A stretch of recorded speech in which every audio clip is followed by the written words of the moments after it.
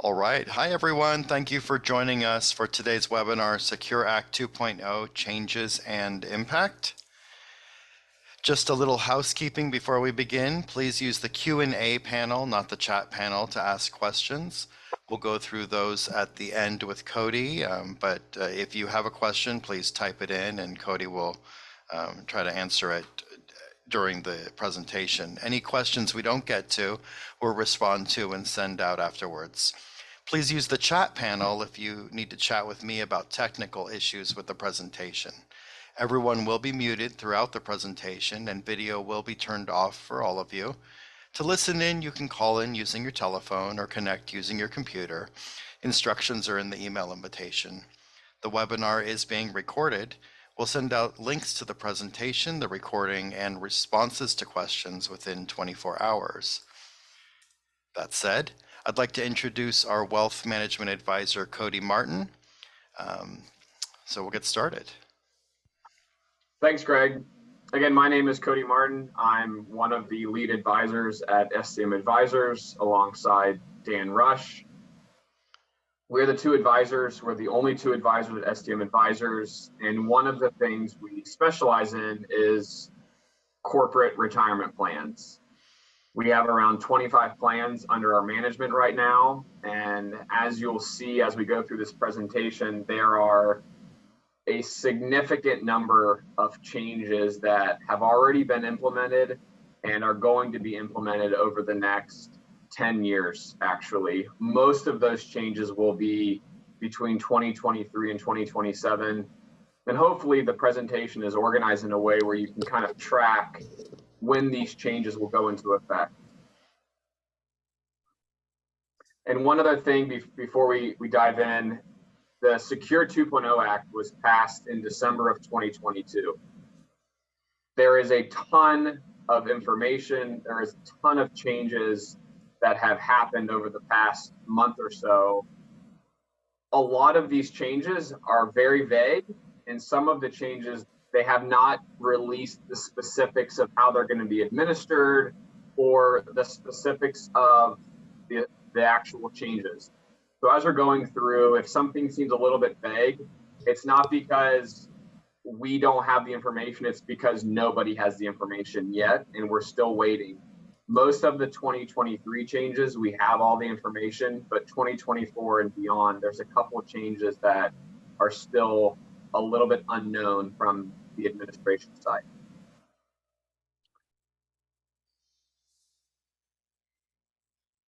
Go ahead, Greg. Our agenda for today, we're just going to go over a quick overview of Secure 2.0, what it is, what it means. Then we're going to go to changes that are going to be in effect or have already been in effect since January 1st, 2023. Then we're going to move to 2024 and beyond. Lastly, we're going to cover the impact this has on you as a potential employer, an employee, and as an individual. And an individual is someone that is working, they could be retired, unemployed. This impacts everybody across the board in some way, shape, or form.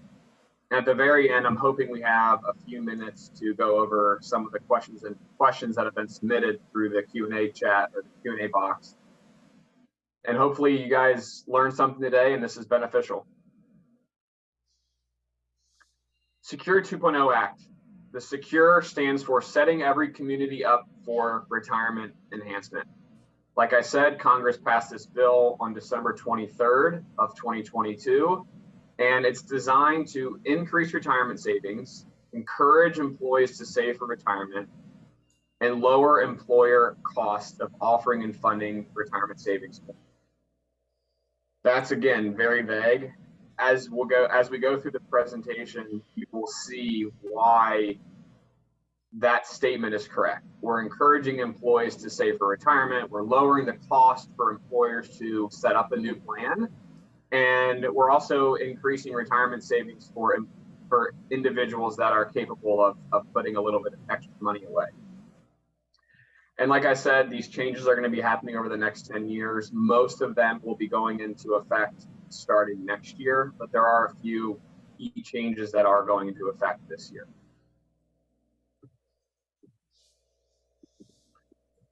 So first off, up until this year, RMDs, which stands for required minimum distribution, were required starting at age 72. So up until this bill was passed, if you were turning 72 in 2023, you would be required to take a distribution from either a 401k or an IRA before April 1st of 2020. They changed that age to 73. So if you're turning 72 this year, you do not have to take an RMD this year or the beginning of next year. However, if you are turning 73 this year, you've already taken an RMD last year, so then you will take another RMD this year.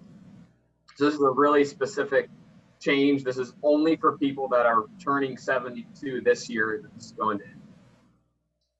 And then obviously, if you're turning at some point when you turn 73, you'll have an extra year to wait for RMDs.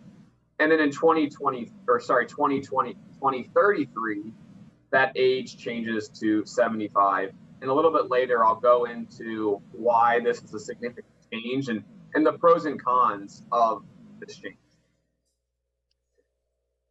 The next section, you'll see almost every year for the next 3 or 4 years, there are new exclusions that are added to retirement plans that are exempt from the 10% early withdrawal penalty and also exempt from the 20% required withholdings on any distribution. The 10% early withdrawal penalty, what that is if you are 59 and a half or younger and you decide to take money out of your 401k, not in the form of a loan, you would pay income tax and there would be a required withholding from that distribution, and you would pay a 10% early withdrawal penalty. So an example would be if you take $1,000 out of your 401k prior to age 59 and a half, you would pay a 10% penalty, which is $100. You would also be required to withhold 20%. So you would actually only receive $700 for that early distribution. These 3 categories are exempt from the early withdrawal and the withholdings. The first one is a federally declared disaster. An example of this are the floods that have just been happening in the Bay Area over the past month or so. That was a federally declared disaster. You can take up to $22,000 out of your 401k, exempt from the penalty. You do not have to withhold 20% for tax. Now, the tricky part about this early distribution is that if you take the full $22,000, and obviously you have to have at least that amount of money in your plan, it is part of your income. However, you can have it spread out over a 3-year period or up to a 3-year period. So if you are in a high income earning year this year, but next year you might not be making as much money, you could actually not include any of it in this year, but you could include maybe the full $22,000 next year or $11,000 next year and $11,000 following. The next one is a qualified birth or adoption. So if you're giving birth to a child or you're adopting a child, you can take out $5,000 of your 401k, no penalty, no early withdrawal. It is a part of it, will be included in your income, and you do have to pay that back within 3 years. Terminally ill, this is if your doctor has diagnosed you with a terminal illness and you have 84 months or less to live, you can withdraw money from your 401k, again, avoiding the penalty and the withdrawal. The withholdings. Next is employers may permit a Roth match. So up until this year, when a company makes a profit sharing contribution or a match, so that's most people would say, okay, a 5% match is fairly common, or a 3% match. It has always been on a pre-tax basis. So the company gets a deduction for all of those contributions. Now, employers are allowed to make a Roth match. This is a very interesting change. The reason I say it's interesting is I'm not sure how many employers will implement this as part of their plan, because they are paying with after-tax dollars and it's not deductible on their tax return. I'm sure some people will, because it's an added incentive for employees to work at that company. Because if you can get a Roth match, that means that when you take the money out, it will be tax-free. And maybe that's a good stopping point to just explain what a Roth is. So there's two main types of contributions in a qualified retirement plan. There's pre-tax, which means you get a deduction on your gross income for that current year. When you take the money out, it's 100% taxable because you never pay taxes on it, made the contributions. A Roth contribution is the exact opposite. You've paid taxes, or you've had taxes withheld from your paycheck, and then you make a contribution. So you're doing an after-tax contribution. The benefit of that is when you start taking distributions, whenever that is, whether it's at 59.5 or it's 72 or it's 80, that money will be tax-free.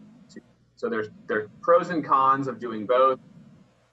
We have this conversation very, very frequently on which one should I do. There's no universal answer, unfortunately.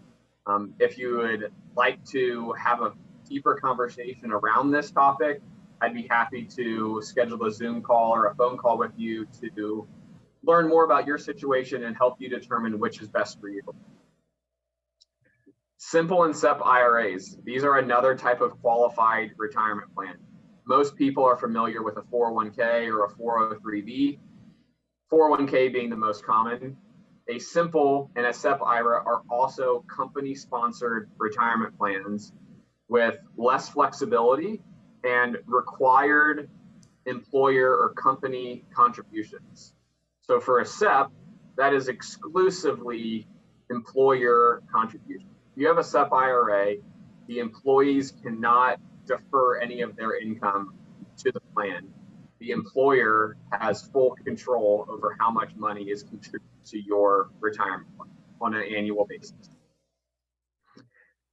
Up until this year, it has been exclusively pre-tax contributions. So the company gets the deduction, and then when you take the money out, you'll pay taxes on any distributions.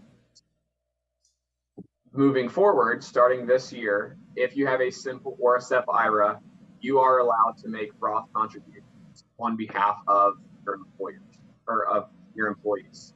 Like I said, a SEP IRA is exclusively employer or company contributions. A simple IRA, there is a little bit more flexibility. The limits are slightly lower than a traditional 401k or a SEP IRA, but the employee is allowed to make contributions and the employer is required to match either 2 or 3% how the plan is set up.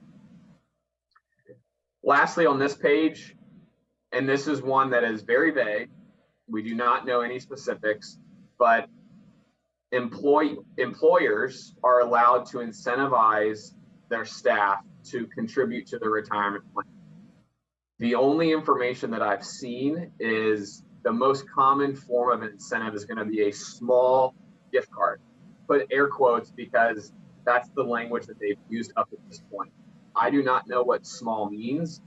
I would guess it's somewhere between $25, maybe up to $50 for a gift card. I don't know what qualifies for any of this, but I'm sure as the year progresses, we will learn what does a small incentive mean. This is just another way to incentivize your staff to contribute. And when your staff contributes, you are setting them up for a better future. I don't believe there's any questions so far, so we'll keep moving. This is a big one. I want to spend a few minutes talking about this, what it means, the impact of this, and how employers can maximize or utilize this change. So starting 1/1/2023, any new plan is eligible for this tax credit. In order to be eligible, you have to have 50 or less employees at your company. For the first 3 years, you will receive up to $5,000 in a tax credit. 100% of those administrative fees you'll receive in a tax credit up to $5,000. Administrative fees are paying for the record keeper. The record keeper is most commonly known as the platform that you're using for the retirement plan. So that could be Vanguard, Fidelity, Schwab, Guideline, any of those companies that are record keepers, those are part of the administrative costs. There's a TPA, that's the third party administrator. He or she is the compliance officer for the plan, if you will. He or she is filing the 5500, which is a tax form on an annual basis for your company. He's helping process loans, distributions. He's helping onboard new employees, offboard terminated employees. And the third person is the advisor, which is someone like myself, who is providing education for the staff, who is monitoring the funds that are available within the plan, and just acting as a resource for the plan sponsor, also all of their staff. If the staff has questions, what should I contribute? Should I contribute 5%, 10%? Should I do pre-tax? Should I do Roth? Should I do both? That is the role I play. All three of those parties cost money to be part of the plan. Up to $5,000 of that cost can be received as a tax credit for the first 3 years. And the last part of this tax credit, which I think is a huge opportunity, is for any new plans, the employer can match up to $1,000 or even just provide a contribution up to $1,000 and receive a dollar for dollar credit in that first year. So playing a scenario, you have 50 employees, and one exception to this is if you have to make $100,000 or less than $100,000. If you have an employee that's making over $100,000, they are going to be exempt from receiving this credit. You can still provide the match, but the company will not receive the credit. So let's play out a scenario. You have 50 employees and 40 of your employees are making under $100,000. In the first year, let's say the administrative costs are $7,000 to administer the plan amongst all three parties, the advisor, the TPA, and the record keeper. The net cost is only going to be $2,000 because you get a $5,000 tax credit the following year. And then for your 40 staff that are under $100,000, you put in $1,000 for each of them. You are going to receive a tax credit for $40,000 in the second year.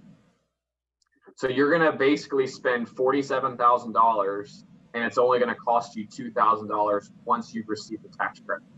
I think this is a huge opportunity. I think the IRS and the Department of Labor are really trying to incentivize small businesses to set up retirement plans and really make it accessible to as many people as possible. With the credit on the employer contributions, in year one, it's 100%. So it's dollar for dollar up to $1,000. In year two, it's 75% of whatever you put in. So if you put in $1,000, you will receive a $750 credit. And then in year two, it's down to 50. And then after year three, in year three, it's 50%. And after year three, the tax credits go away. But again, at this point, the plan's been set up. You have a lot of people participating. The assets are growing. And typically, as the assets grow, the costs to administer the plan are going down because the assets are growing.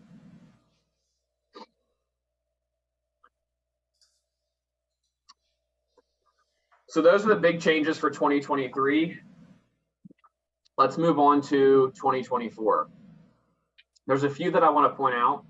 The first one, which is very applicable to us because we have conversations with clients all the time around 529 plans. A 529 plan is probably more commonly known as a college savings plan. This is an account where you set up most likely for a child or a grandchild. You contribute after-tax dollars to a 529. Hopefully that account grows with the market.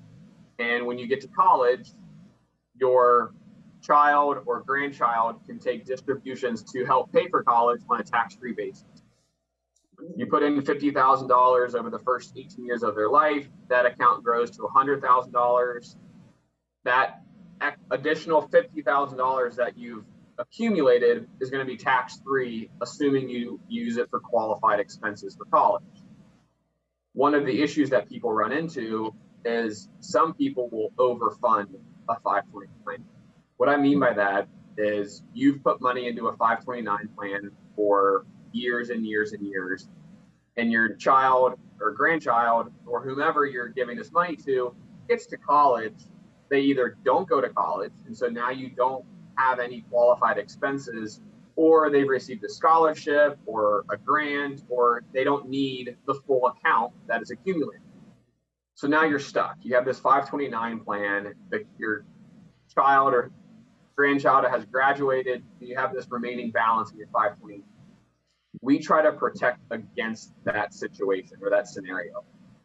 The IRS has now allowed anyone to roll over a 529 into a Roth IRA up to $35,000. The only additional rule here is that that 529 must be open for 15 or more years.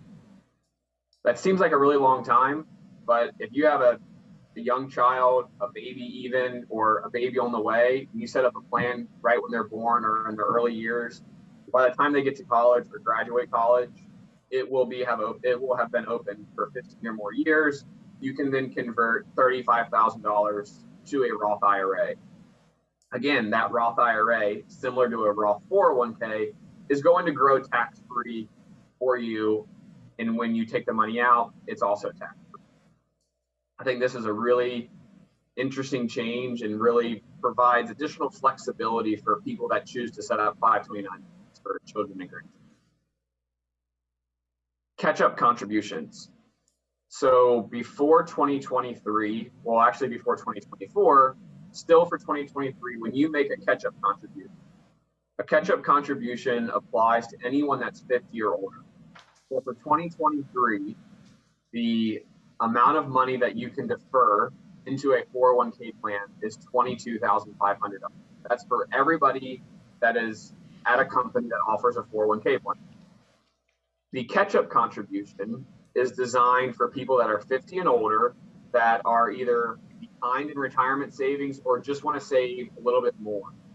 For 2023, if you are 50 and older, you can contribute an additional $7,500 into your retirement account or your 401k. If you add those two together, you can put $30,000 into a 401k on a pre-tax or Roth basis into your 401k for 2023. Starting in 2024, that catch-up contribution, which right now is $7,500, it will be required to be a Roth contribution if you are making more than $145,000 in that year. So this is really interesting, and I'm going to talk about it a little bit later, but I think this is a really good change because what a lot of people run into is they get to retirement and their portfolio is diversified, but their tax portfolio is not diversified. So if you only have a 401k and you take money out at retirement, you're going to pay taxes on whatever money you take out.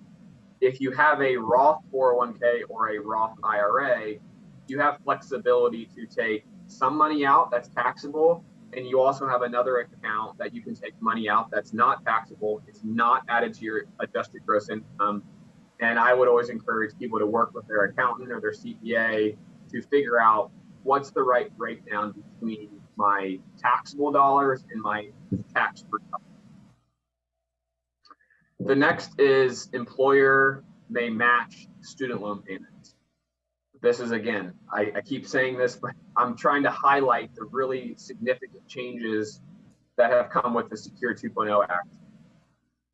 Employers may match student loan payments. What this means is you have an employee that has student loan payments. I know right now that they're paused and they're expected to resume sometime later this year, I think July 1st or August 1st of this year.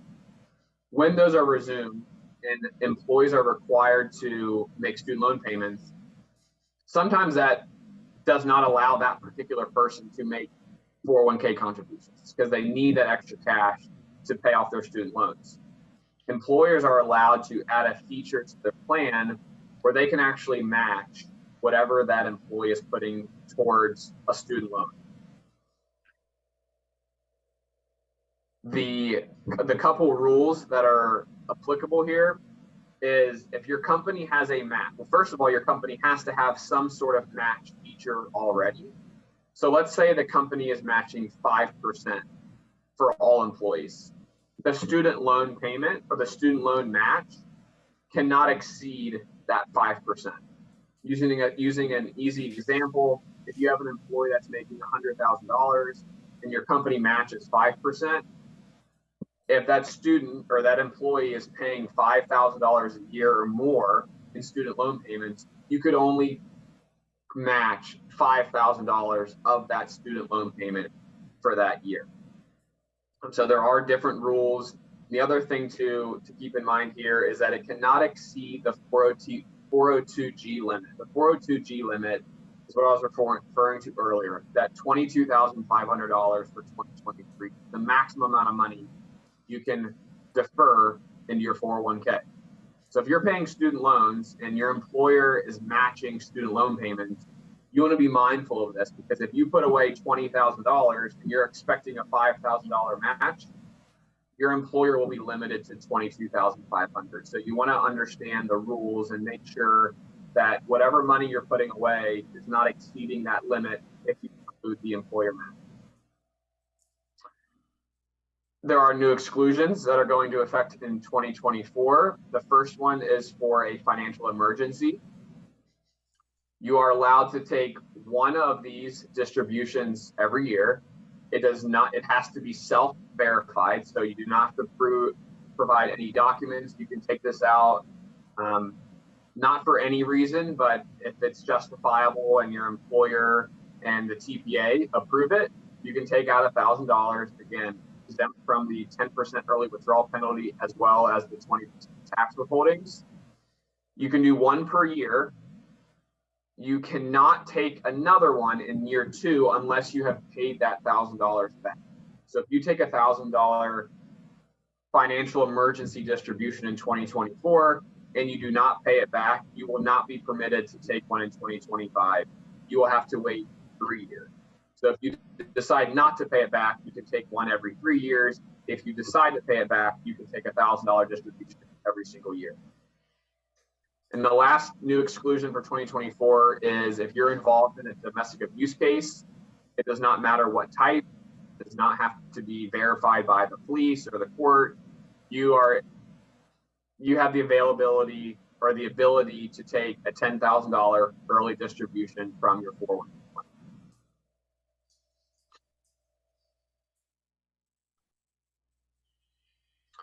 Continuing on for 2024, as of right now, for IRAs, so now we're moving away from the company-sponsored retirement plans, and now we're looking at specifically IRA accounts. That stands for individual retirement accounts. The current catch-up contribution is $1,000. Starting in 2024, rather than making changes every 5 to 10 years on how much you can catch up in an IRA, that $1,000 will be indexed with inflation. So if inflation is 5% in 2024, then in 2025, that catch-up contribution would be $1,050. That will continue to grow with inflation over time. There are no RMDs required within Roth 401k or Roth 403b. The only people this is applicable to is, going back to the first slide, RMDs as of this year start when you're age 73. If you are still working and you're 75 or 76 or 74 years old right now, you have been required to take distributions from your Roth 401k. Starting in 2024, you will no longer be required to take distributions from your Roth 401k or 403, only from the pre-tax side. A little bit complex. I don't think we have enough time to go into the details about this, but this is something to keep in mind. If you have a 401k, you have a Roth 401k, and you are between the ages of, if you're older than 73 right now, this is very applicable. Or actually, if you're over 72. Retirement saving, the last one is the new, I'm assuming it's going to be a website. I don't have the specifics yet. It's not been released yet, but there is going to be a lost and found database for all of your retirement accounts. So let's say you're 60 years old, you've had 6 different jobs, they've all had 401k plans, and quite frankly, you've lost track of these retirement accounts. The IRS is providing a database that's going to help you find these accounts. One of the things we work with clients, individual clients, is to start consolidating all of these accounts as you're working to avoid this problem down the road. This is a very common mistake. It's very easy to lose an old 401k. It might have been a 401k you had when you were 25 years old. This is 25 or 30 years ago at this point. You don't know how to access it. The company might be out of business. You don't know who's running the company. You have no idea how to access that money. It is still your money. The IRS is going to provide a database that's going to help you find this old money. Before I go to 2025, Greg, I just saw a question come through. I'm going to read it really quick, and I'm going to try to answer. So the question is, with your explanation of student loans, are you saying the employer can put money into a retirement account for the employee or match the student loan payment for the employee's loan, paying directly into the loan? Let me try to explain it again. I'm sorry for not being clear. Number one, you have to have a student loan to be eligible for this match. Number two, you have to be making student loan payments in order to qualify for the match. So if you don't have student loans, or you have a student loan and you're not currently making payments, you will not be eligible for this match.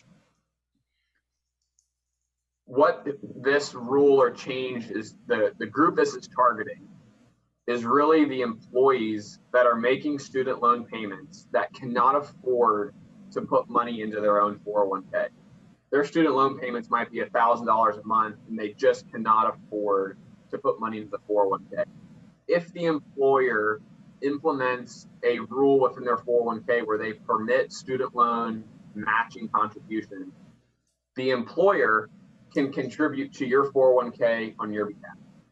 So again, if you're making $1,000 per month payment and your salary is $100,000 and the company matches 5%, then over the course of the year, and you've made payments throughout the year, they've exceeded $5,000, your employer can put in $5,000 into your 401k on your behalf. I hope that helped explain. And if not, you can shoot me an email. We'll share our information at the end, and we can schedule a call, and I can try to explain a little bit, maybe answer more specific questions. So Cody, what you're saying is that the employer can't exceed the payment that you're making already into your student loan. That is exactly right. Okay. Yep. So if you're only making $100 a month payment, then the employer cannot pay more than $100 into your 401k plan.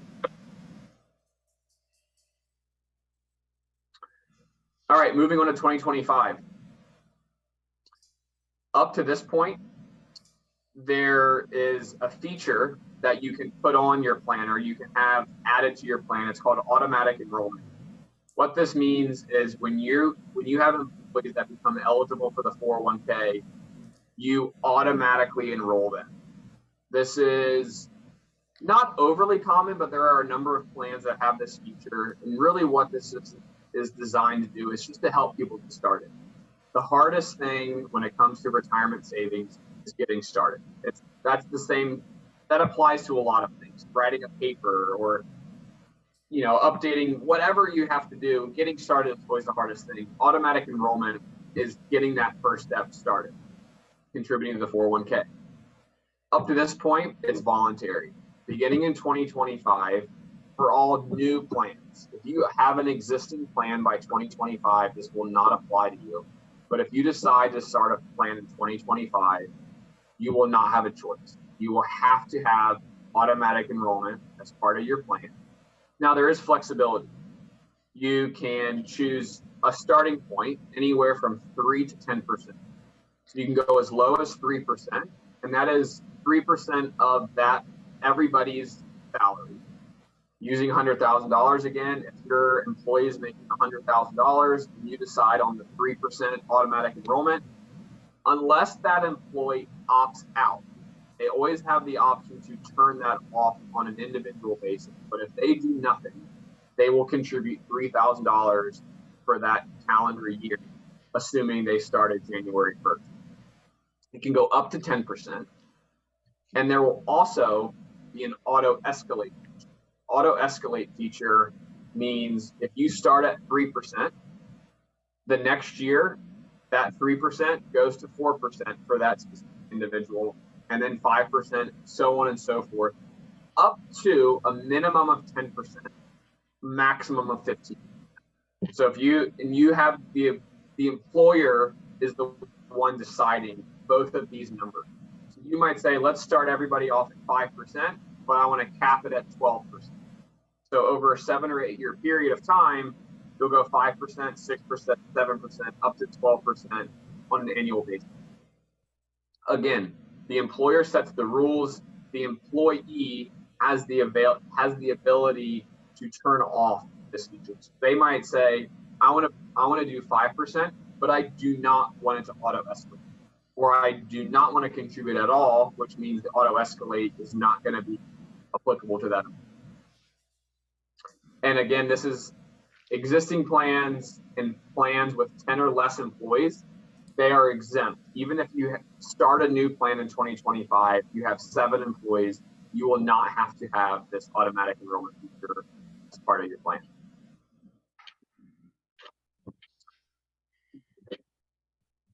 Continuing with 2025, the catch-up contributions. So I was mentioning earlier how for 2023, the catch-up contribution for 401k plans is $7,500. Beginning in 2025, if you're between the ages of 60 and 63, you can put up to $10,000 as a catch-up contribution, not in addition to the $7,500, but up to $10,000. That $10,000 limit will most likely change because it's the greater of $10,000 or 150% of the catch-up contribution. So for right now, the catch-up contribution is $7,500. 150% of $7,500 is $11,250. So if that was to go into effect right now, the catch-up contribution for ages 60 to 63 would be $11,250. Missed RMDs. This is, I would not say overly common, but it definitely affects or impacts some people because they lose track of their 401ks. They don't work with an advisor. They're not aware of the RMD rule. When you do not take an RMD in a timely manner, which means before April 1st of the following year that you turn 72 or 73 now, you'll be penalized. And the penalty as of today is 50%. So if you miss an RMD, let's say your RMD is $10,000, penalty is $5,000, and you have to still take the $10,000 RMD. Starting in 2025, the penalty drops to 25%. And if you correct the missed distribution in a timely manner, I don't know what timely manner means. I'm sure they're pretty flexible with this. The penalty is only 10%. So if you miss the deadline for taking your RMD, it's a 25% penalty. But if you catch it in a timely manner, the penalty will only be 10%. On the 2026, there's only a couple changes for 2026 and 2027. Another exclusion for 2026, this is for qualified long-term care premium. Long-term care is, for those of you that don't know, this is a protection component for your financial plan. If you trigger a long-term care event at a specific age or any age, your long-term care policy will cover either all or a portion of the long-term care needs that you need. Long-term care is very expensive. Starting in 2026, you are allowed to take money out of your 401k prematurely in order to pay long-term care premiums. The limit per year is $2,500. It must be verified by your employer. So you must submit your policy or your premium notice saying, boss, employer, my long-term care premium is $4,000 every single year. I would like to take out $2,500 of my 401k to help pay for my long-term care premium. This is not something that you can self-verify. You have to submit paperwork to your employer, and then your employer verifies it, and then you'll be allowed to take that insurance. This is a interesting change. This is something that's very new to the retirement space. Long-term care is very, very important, and it can be devastating to your net worth, your portfolio, if you do not have a long-term care policy in place. Example we always use with clients, Warren Buffett owns a long-term care policy. Warren Buffett does not need to own a long-term care policy. However, he understands the benefits of it. He understands that if he triggers a long-term care event at some point in his life, the cost will be significantly cheaper than if he was to pay out of pocket. So just keep that in mind as you're maybe thinking about long-term care. It is something that we are definitely big components of. The last change before we talk about how this is going to impact you guys, 2027, there is a Savers credit. This is actually a government-sponsored match.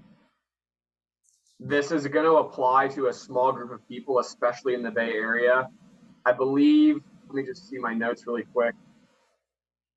For a married couple, the adjusted gross income limit to receive this match is $41,000. It goes up to $71,000. So between $41,000 and $71,000, it starts phasing out, and the percent that you would get is going to be slightly smaller. If you're above $71,000, you will not receive this match. But essentially how this works is if you are contributing $2,000 or more to your 401k plan, the government will give you $1,000 directly into the 401k plan, assuming you fall in the range or you're $41,000 or less for modified adjusted gross income. Again, I don't know how applicable this is to people in the Bay Area. I can't imagine many families making $41,000 or less living in the Bay Area, but this can be applicable to other states where cost of living is lower. This is free money. So if you fall into this category and in 2027 you're still in that category, this is a no-brainer. You put in at least $2,000 to your 401k plan, the government's going to give you $1,000 on top of that.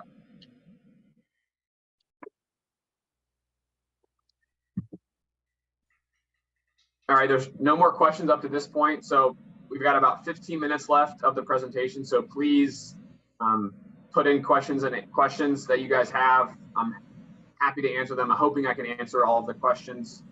But the last slide we have is, how does this impact? What are the implications of these changes? How does it impact employers, employees, and individuals? First of all, this change has added benefits and incentives for employees, which in return benefits employers because they're allowed to incentivize and offer a wider menu or range of benefits for the staff. You have the Roth matching. That is a clear benefit to me. If I had an employer that was offering Roth matching, I would 100% take him or her up on the Roth matching. It's going to grow tax-free. It's not money coming out of my pocket. I would love to have additional Roth dollars accumulating for me over time. The student loan matching is another incentive. If you're a young employer looking for a job or looking to change jobs, and you're deciding between two jobs and one of them is offering student loan matching, and you have a student loan and you haven't been able to contribute to a 401k plan yet, that might be the decision making for me, is to go with the company that is offering the student loan match. And also the small incentives. I know it's small, but for people that are just getting started, maybe a $50 gift card to Amazon might incentivize them to get started. And once you get started, most people don't stop. You get started, you adjust to the paycheck that you're receiving with the money coming out that's going towards retirement, and you start living off of that money. And then you're like, this is bad. And then you just continue contributing over time. Next thing you know, you're on a path to a successful retirement. The next one is increased number of retirement-ready employees. This is important for plan sponsors and owners. If you are what I would call retirement ready, which means you're either on a path to achieve your goals in retirement or you've already gotten to that goal, you're going to have happy employees. The changes that they've made, the automatic enrollment, the additional catch-up contributions for those ages 60 to 63, the increased contributions, the Roth catch-up contributions requirements, those are all helping Americans be more retirement ready. When I'm working with my plan sponsors, we are always trying to encourage the staff to start contributing or continue contributing to the retirement plan, because we know the importance of setting yourself up for your future. The automatic enrollment will increase retirement savings.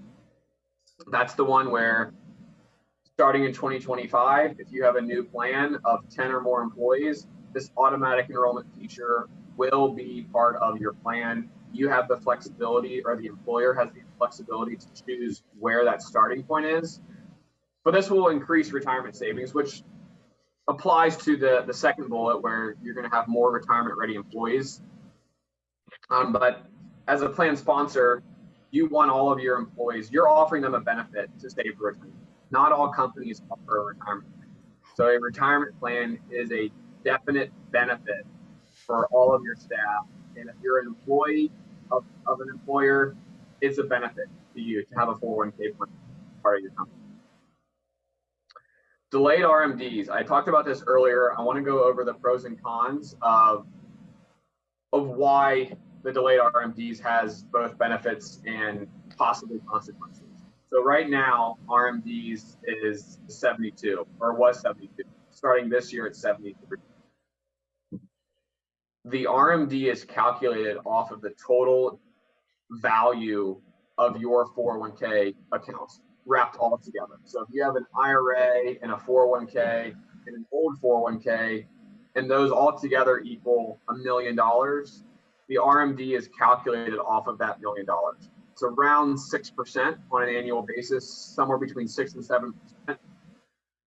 If you delay to 73 or even 75, that value has increased, and now your RMD is going to be greater, which means your taxable income is also going to go up. That would be the consequence, if you will. The pros are, if you're still working or you don't need to take distributions, you have the flexibility to wait until you're age 73, or if you're turning 75 in 2023 later, you'll have until age 75 to. A 401k or a pre-tax account is not always the best asset to pass on to the next generation. So what Dan and I typically are working with clients is we're trying to accelerate the distributions that you're taking, because again, it's not always the most tax efficient asset to pass on to the next generation. That's a whole nother conversation. And so again, it's going to be per person of how you decide to navigate this. You can take distributions whenever you want, but if you wait to 75, just understand that if the market continues to go up like it has over the life of the market, your account will have more money in it, and your taxable income for that year will be higher. So there are definitely things to consider whether or not you delay your RMDs to the required age or not. The mandatory Roth 401k contributions, this again applies to people that are making over $145,000 and are making catch-up contributions. You will be required, I believe it's next year, 2024, to make catch-up contributions in the form of Roth contributions, which means after tax. You're not going to get the deduction. The IRS is doing this because they want to get paid sooner rather than later. So if you're only doing pre-tax, you're deferring paying taxes until you start taking. Where when you make Roth, you're paying taxes today and you're not paying taxes again in the future. I see the IRS's perspective, but from an individual perspective, this is increasing your tax diversification. It's forcing you to do so. So now if you take advantage of contributions and you contribute them in the form of Roth, you will be adding to your tax diversification. So then when you do start taking distributions, you will have that extra flexibility in how you're accessing the money into distributions and hopefully minimizing your tax liability on an annual. I think there might be one more slide. Yep, the government match, which is what I talked about, that's going into effect in 2027. That's free money. If you are eligible for that match, I would take advantage of it. I think it's a no-brainer. The increased Roth 401k balances, this is applying to starting this year. You no longer have to take RMDs out of your Roth 401k. Again, this is money that's growing tax-free. You're taking money out tax-free. You do not have to take distributions from this at any age. So if you're working past 72 or 73, you will not have to take an RMD out of your Roth 401k, which will hopefully increase your Roth balance in retirement and give you more access to tax money. It's similar to the Roth 401k balances. The simple and SEP IRAs have the ability to make Roth contributions. It allows employers to make Roth contributions. Again, this is adding to the tax diversification that I was just mentioning. The 529 flexibility, this is applicable to anyone that has a 529 plan for their children or grandchildren. One of the questions in my prior webinar was, who does the money go to? So when you open a 529 plan, let's use me for an example. I open a 529 plan for my daughter. I am the owner of the 529. My daughter is the beneficiary. If she finishes college and I have, let's say, $35,000 left in the 529 plan, I can roll the 529 to my Roth IRA, not hers. So it's only to the owner's Roth IRA. So that's just something to keep in mind. I think this is a very, very interesting and great benefit and change that they've made to increase the flexibility for these types of plans. Just had a question come in. I know we're running up on time. The question is, can the same rules apply if the owner and beneficiary are the same person? The answer is yes. This is much less common, but if maybe you're 14 or 15 years old, you have a job, your parents are helping you out, and you want to start saving money for college, a 529 is most likely a very suitable product, if you will, or an investment to start putting money into to save for college. If you are the owner and the beneficiary, you obviously would then be able to roll that money into your own Roth IRA if there was still money left in that account. So it's only applicable to the owner. So whether you're owner and beneficiary or just the owner, you are the only person to roll it over into, not roll it into something else.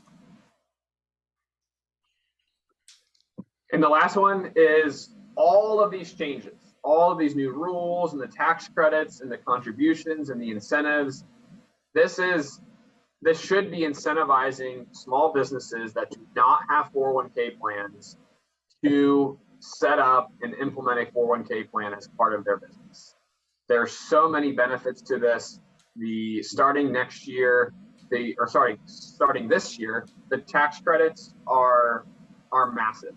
And if you set it up properly and you're working with a team that understands all of these rules, you can really maximize these benefits and also provide additional benefits to your staff. We have one more question.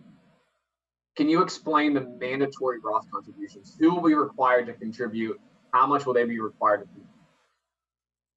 So first of all, the Roth contribution is mandatory, but making the catch-up contribution is not mandatory. So I'll try to use an example. So for 2023, you put in $22,500 into your 401k, and you don't want to put any more money in. Great. You do not have to put money into a Roth 401k.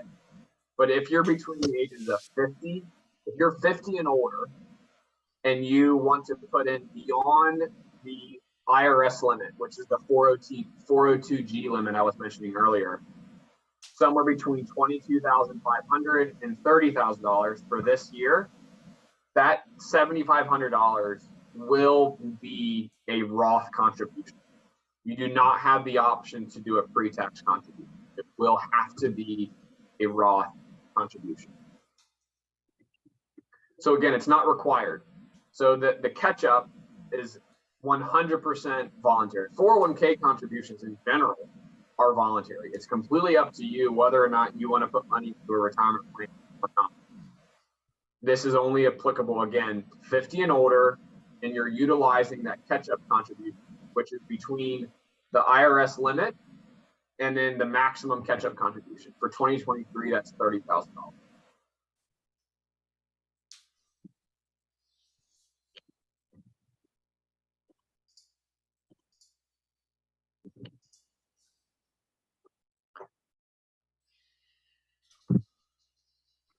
I'll stick around for a few extra minutes. I don't have a meeting at 12 o'clock or a hard stop at 12 o'clock, so I'm happy to stay around for a little bit. And I don't know, Greg, is our email or phone number on the next slide? No. If it's not, is there somewhere where I can type it in, where people, maybe the chat? Yeah, you can Okay. type it to everyone. So I know this is a big group of people, and some people don't want to ask questions in front of the group. They don't want their question to be read aloud. That's totally understandable. I'm going to put my name, my phone number, and my email into the chat.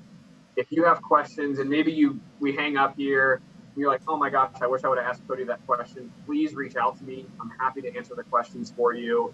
And if you want to explore what this might look like for your company, I'm happy to have a conversation with you as well. I have a great team. Dan is a great colleague.